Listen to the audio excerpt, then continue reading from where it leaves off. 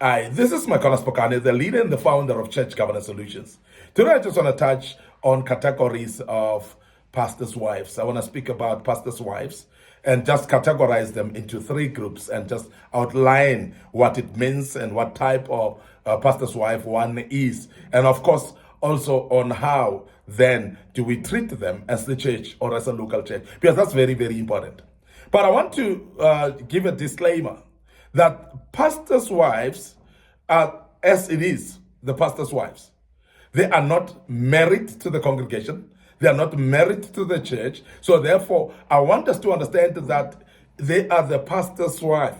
So therefore, this is very important that we put it as a disclaimer before we outline the types of pastors' wives today.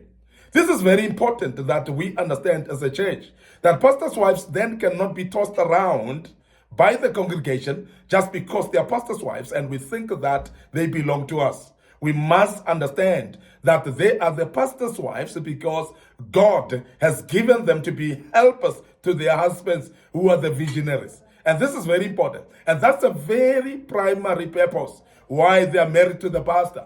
Not necessarily that they are married to the congregation. So the congregation should actually be careful on how are you dealing with pastors' wives? Because we have seen pastors' wives being ignored. We have seen pastors' wives being abused by the congregations. We have seen pastors' wives being tossed around by congregations. But I want to emphasize that from Church Governance Solution, we want to emphasize that pastors' wives are not wives of the congregation.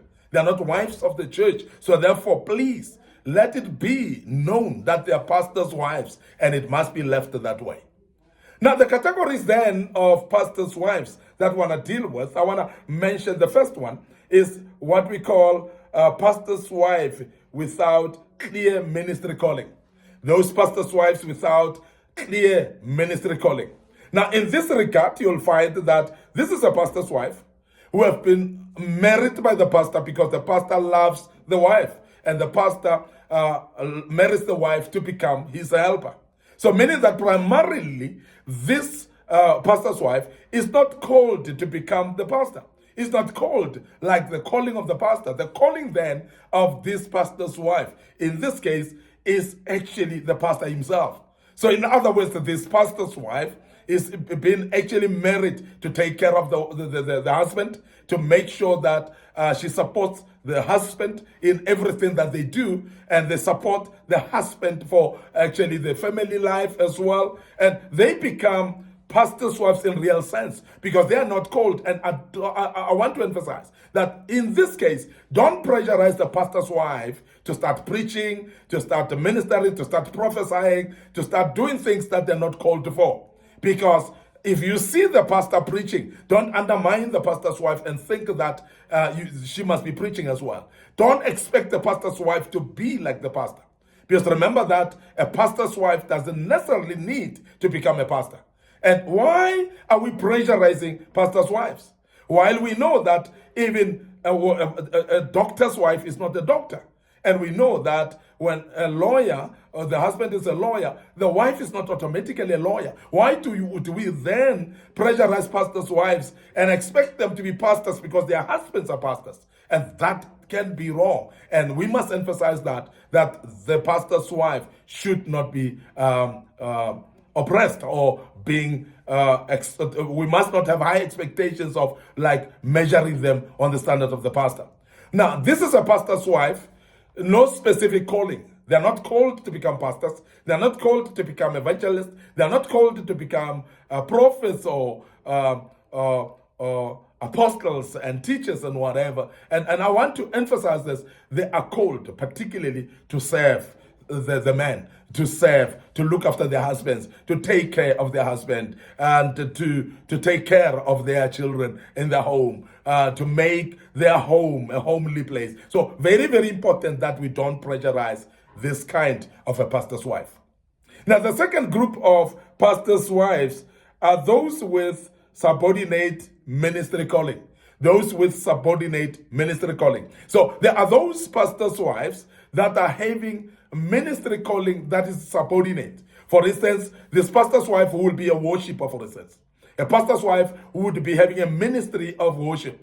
or the pastor's wife who will be having maybe a ministry of servicing the poor, for instance, in the sense of actually giving food to the poor or taking care of the orphans, for instance.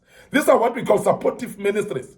These are what we call subordinate ministries. These are the ministries that are actually properly fitting into the main ministry under the calling of the husband, which is the pastor. Now, this is very important. We have seen pastors' wives with subordinate ministries, but yet some do not want to submit their ministries under the pastor's ministry or the husband's ministry. And they want to run with a subordinate ministry away from the main ministry. And we have seen those, and that causes tensions between the husband and wife. It actually causes what we call conflicts amongst the pastor and his wife, because when you start as a pastor's wife to run a ministry of your own, that is a way actually that you try to deviate it from the main church. You deviate it from the main ministry, while your ministry is subordinate ministry.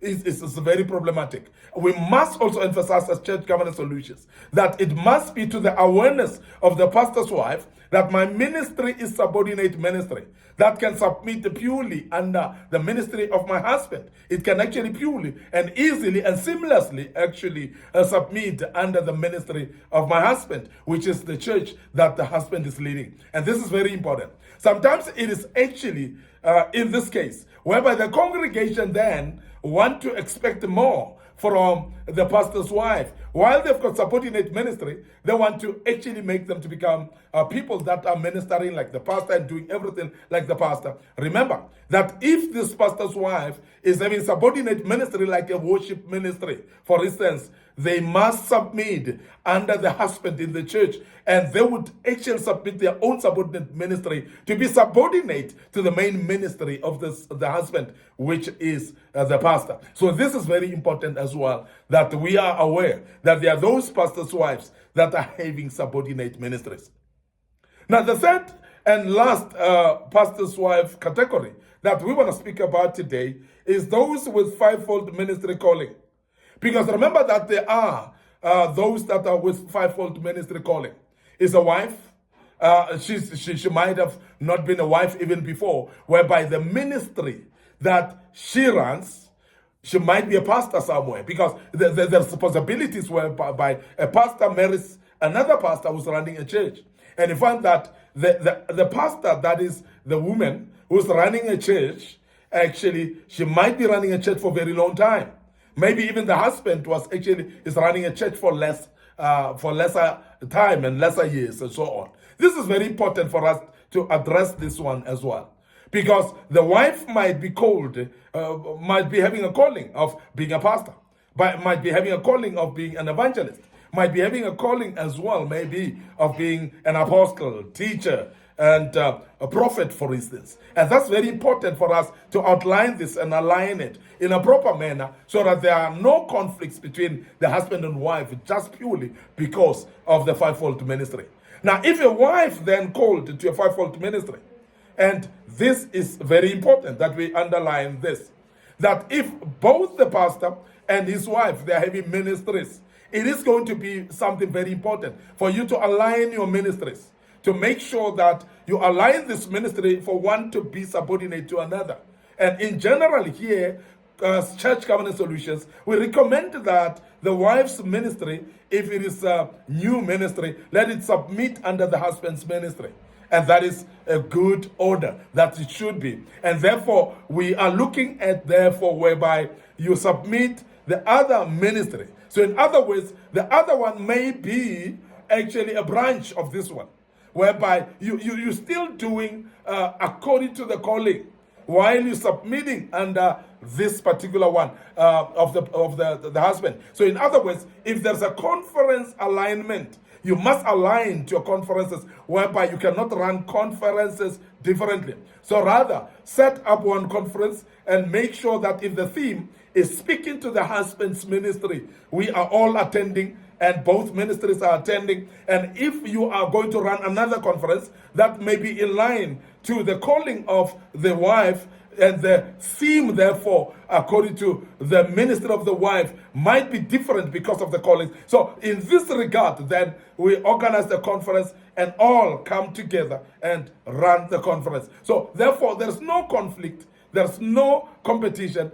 All are ran in order, because what we need here is the order of the Lord. So as Church Covenant Solutions, we recommend that when it's a pastor's wife with a ministry of their own, fivefold ministry of their own, they should actually be able to align their ministries with the husband's ministry, to create a church calendar that will be able to run in a proper manner without competing, in a proper manner without actually clashing, whereby they can work together, both ministries, and become subordinate to each other in a way that we are going to run the ministry in a proper way without conflicts. But I must also emphasize that it is very important then that a pastor's wife who's having a fivefold ministry still understand their roles when it comes to husband and wife. Because as a result, we know that the husband is the head of the family. And in that regard, that the wife who is a fivefold ministry call, who's having a fivefold ministry calling, should not want to become a pastor and a leader in the house, while the husband, the Bible clearly says, is the head of the family. This is very important. So therefore, the submissiveness of each other, depending on the church, who's the pastor, who's the senior pastor in the church, because in other places, you'll find that it's the wife who's being called. It's the wife who's got a fivefold ministry. The husband may not even be having a calling. And in this regard, then the wife would actually be leading the church. But getting back to home, the husband is the head of the family. And I hope this is clear, because sometimes when we explain this, it gets a bit complicated and many people seem not to be understanding what we are saying. But the emphasis is that submit to one to another. If it's at a home environment, whether the husband is a pastor or not, or the wife is the one who's the pastor, and the husband maybe submit under the wife in a ministry setting, but at home, the husband is the head of the family. And this is very important. And for me, I find it very easy as I explain it. And I hope that it's easy for everyone listening to us right now. And if there's any confusion, so please inbox us on our Facebook page, Church Covenant Solutions, and on my personal Facebook page, Micornus Phokane, so that we can explain it. We can clarify it even much more better. I'm going to check out right here, but before I check out, I want to remind you of our Facebook page, Micornus Phokane, the Facebook page, Church Covenant Solutions. So please, click a like on those pages, follow us on those pages, but also make sure that you click notification buttons.